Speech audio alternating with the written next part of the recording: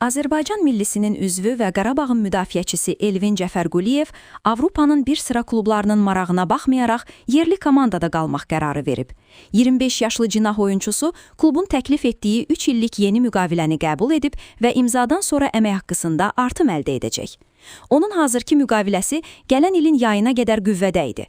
Son dövrlərdə Elvinin adı Fransadan Nantes və Saint-Étienne klubları ilə yanaşı İtaliyadan Serie A komandası Como ilə hallanırdı. Məlumata görə Como Azərbaycanlı oyuncuya 2 illik müqavilə təklif etmişdi.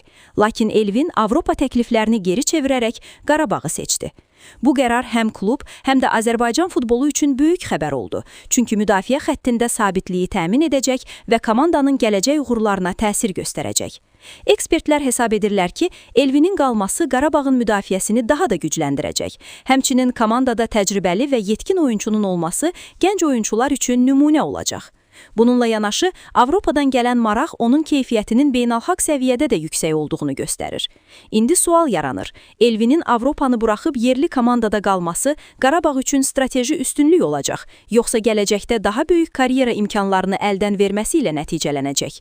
Bu qərar həm klub, həm də Azərbaycan futbolu üçün maraq doğuran hadisə kimi qiymətləndirilir.